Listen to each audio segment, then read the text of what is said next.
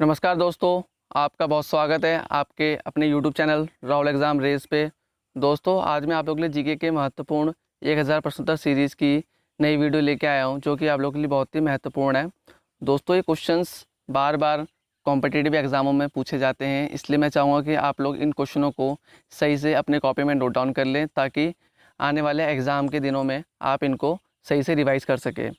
तो दोस्तों, अगर आप लोग इस चैनल पर नए हैं तो चैनल को सब्सक्राइब जरूर कर लीजिएगा और साइड में दिख रहा है बेल आइकन को प्रेस करना बिल्कुल भी ना भूलें, ताकि नई वीडियो की नोटिफिकेशन आप तक सबसे पहले पहुंच सके।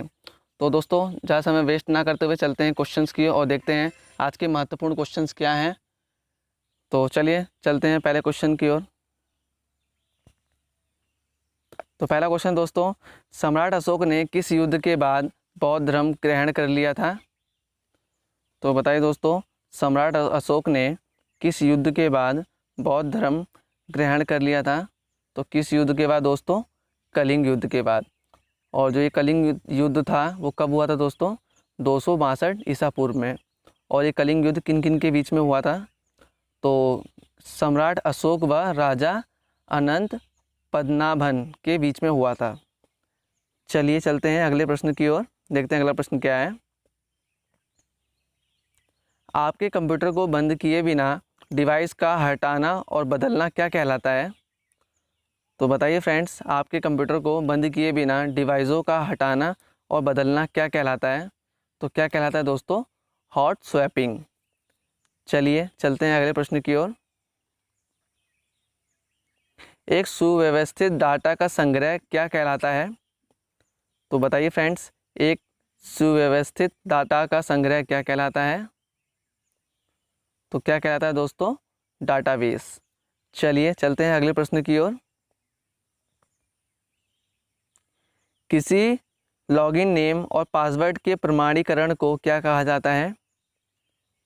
तो बताइए दोस्तों, किसी लॉगिन नेम और पासवर्ड के प्रमाणीकरण को क्या कहा जाता है? तो क्या कहा जाता है दोस्तों? ऑथेंटिकेशन। चलिए चलते हैं अगले प्रश्न की ओर। कौन सा शहर कनिष्क के साम्राज्य की राजधानी थी? तो बताइए दोस्तों, कौन सा शहर कनिष्क के साम्राज्य की राजधानी थी? तो कौन सा शहर था दोस्तों?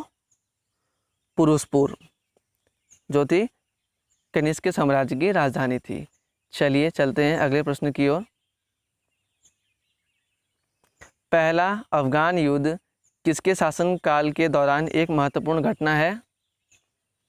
तो बताइए फ्रेंड्स, पहला अफगान युद्ध किसके शासनकाल के दौरान एक महत्वपूर्ण घटना है? तो किसके शासनकाल के दौरान दोस्तों?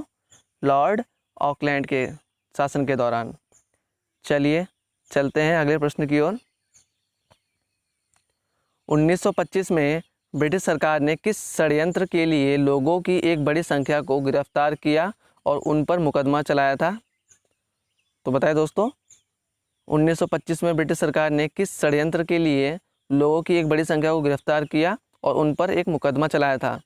तो किस षड्यंत्र के लिए दोस्तों? काकोरी षड्यंत्र के लिए। चलिए चलते हैं अगले प्रश्न की ओर। एसआई सिस्टम में तापमान की इकाई क्या होती है? तो बताइए फ्रेंड्स, एसआई सिस्टम में तापमान की इकाई क्या होती है? तो क्या होती है दोस्तों? आप लोगों में से काफ़ी लोग जानते होंगे। बताइए दोस्तों, क्या होती है? केल्विन। चलिए चलते हैं अगले प्रश्न की ओर। भारत का सबसे लंबा बांध कौन सा है? बताइए दोस्तों, भारत का जो सबसे लंबा बांध है वो कौन सा है? तो कौन सा है दोस्तों? हीराकुंड बांध। जो हीराकुंड बांध है ये कहाँ पर स्थित है दोस्तों? उड़ीसा में। और उड़ीसा में किस नदी पर स्थित है ये? महानदी पे। और हीराकुंड बांध की जो लंबाई है वो कितनी है? 4801 मीटर। और दोस्तों, भारत का सबसे बड़ा बांध कौन सा है? टिहरी बांध, जो कि कहाँ स्थित है? उत्तराखंड में। चलिए चलते हैं अगले प्रश्न की ओर। दोस्तों, questions exam point of view से काफ़ी इंपॉर्टेंट है, इसलिए इनमें से एक भी क्वेश्चन को आप लोग छोड़िएगा नहीं। चलिए, तो 10वां क्वेश्चन दोस्तों, टेट्रा इथाइल लेड टेल क्या है? तो बताइए दोस्तों, टेट्रा इथाइल लेड टेल क्या है? तो क्या है दोस्तों? ये एक एंटी नॉक यौगिक है। चलिए चलते हैं अगले प्रश्न की ओर। भारतीय संविधान की चौथी अनुसूची किसका सही वर्णन करती है? तो बताइए दोस्तों, भारतीय संविधान की चौथी अनुसूची किसका सही वर्णन करता है? तो किसका दोस्तों? यह राज्यसभा की सीटों का निर्धारण करता है। चलिए चलते हैं अगले प्रश्न की ओर। संकलक और अनुवाद किसका रूप है? तो बताइए फ्रेंड्स, संकलक और अनुवाद किसका रूप है? तो किसका रूप है दोस्तों? सॉफ्टवेयर का। चलिए चलते हैं अगले प्रश्न की ओर।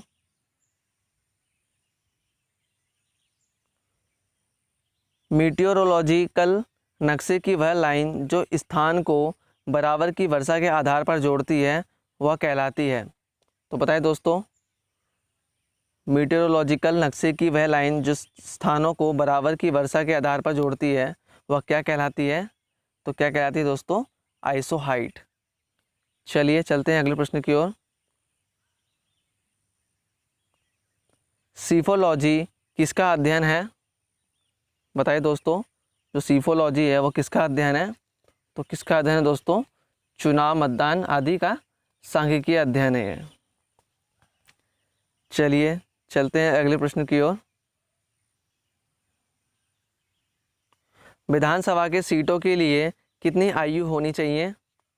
तो बताइए दोस्तों, विधानसभा के सीटों के लिए कितनी आयु होनी चाहिए? तो कितनी आयु होनी चाहिए दोस्तों? 25 वर्ष। चलिए चलते हैं अगले प्रश्न की ओर, देखते हैं अगला प्रश्न क्या है।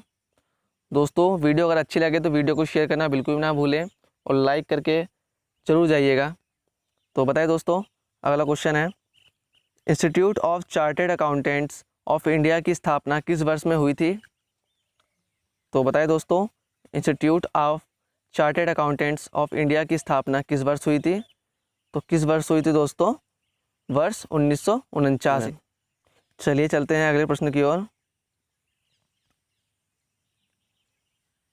एक्सेल में सिलेक्ट किए गए सेल रेंज से एक चार्ट बनाने के लिए कीबोर्ड शॉर्टकट क्या होता है? तो बताइए फ्रेंड्स, एक्सेल में सिलेक्ट किए गए सेल रेंज से एक चार्ट बनाने के लिए कीबोर्ड शॉर्टकट क्या होता है? तो वो कौन सा शॉर्टकट होता है दोस्तों? F11। जो F11 शॉर्टकट होता है वो एक्सेल में सिलेक्ट किए गए सेल रेंज से एक चार्ट बनाने के लिए शॉर्टकट होता है। चलिए चलते हैं अगले प्रश्न की ओर। पॉजिट्रॉन का आविष्कार किसने किया था? बताइए फ्रेंड्स, पॉजिट्रॉन का आविष्कार किसने किया था? तो कौन थे व्यक्ति दोस्तों? एंडरसन ने। चलिए चलते हैं अगले प्रश्न की ओर। हार्ट बीटिंग को कंट्रोल करने के लिए कौन सा खनिज आवश्यक है? तो बताइए दोस्तों, जो हार्ट बीटिंग होती है उसको कंट्रोल करने के लिए कौन सा खनिज हमारे लिए आवश्यक होता है? तो कौन सा खनिज होता है दोस्तों? वो पोटेशियम। चलिए चलते हैं अगले प्रश्न की ओर। तो बताइए दोस्तों, वर्तमान में तेलंगाना के मुख्यमंत्री कौन है? तो कौन है दोस्तों वर्तमान में तेलंगाना के मुख्यमंत्री? के चंद्रशेखर राव। जो तेलंगाना है उसकी राजधानी क्या है दोस्तों? हैदराबाद। और इस समय तेलंगाना के गवर्नर कौन है? तमिली साई। चलिए चलते हैं आपके सरप्राइज क्वेश्चन की ओर, जो कि ये रहा, किस प्रकार के पौधे सूर्य प्रेमी पौधे कहलाते हैं? दोस्तों, ये है आपका सरप्राइज क्वेश्चन जिसका आंसर आप लोग मुझे कमेंट बॉक्स में दे दीजिएगा। तो दोस्तों, आशा करता हूँ ये 20 महत्वपूर्ण प्रश्न आप लोगों को काफ़ी पसंद आए होंगे। अगर पसंद आए होंगे तो वीडियो को लाइक ज़रूर कर दीजिएगा और एक प्यारा सा कमेंट करके मुझे ज़रूर बताना कि वीडियो कैसी लगी। जब तक के लिए दोस्तों इस वीडियो में इतना ही, मिलते हैं नेक्स्ट वीडियो में कुछ नए महत्वपूर्ण प्रश्नों के साथ। तब तक bye bye, take care, Vande Mataram.